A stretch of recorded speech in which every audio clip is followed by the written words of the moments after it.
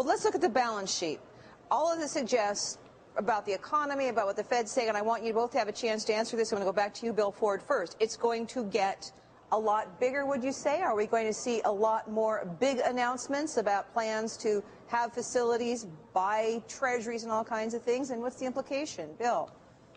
Well, there's no question. The whole tone of the thing is toward expanding the balance sheet further and adding to their alphabet soup list of programs. The latest one that it looks like they're going to go for is purchases of other asset-backed paper, which would go beyond mortgage-backed stuff. For example, it wouldn't surprise me if at their meeting at the end of this month, if they come in and say, wow, auto sales are still low, so now we're going to start buying auto paper, we're going to start buying credit card paper, and in effect intervening in every segment of the debt markets, you know, constantly expanding their balance sheet. And I just have the same feeling that Bob Auerbach has, that they've got to be awful careful with going toward a $3 trillion balance sheet. They're already right on the edge of being the world's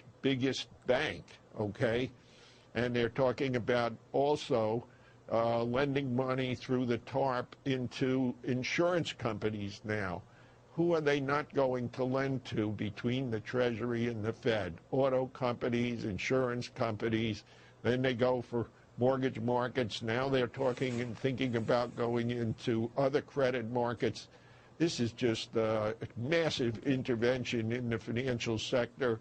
And when you look at the actual results of real economic results, GDP down, you know, output down, right, unemployment up, nothing's working, and I'm not sure doing more of the same is really going to be helpful. Point out, Bob, jump in. This problem about how you exit from this. Go ahead, Bob. Jump in. Kathleen, it looks to me like Summers and Geithner are running the show, and the Fed is not independent. Wow. They're not guarding the nation's money supply. They're part of the rush to spend as much as possible everywhere you can and forget about the long term. And these people at the Fed are supposed to be guarding our currency so it isn't debased.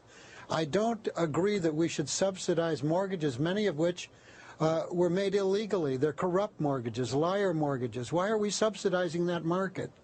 I don't understand that. Why would they do that at the Fed? They've given up any independence, and they're letting the Treasury and Summers in the White House run the show.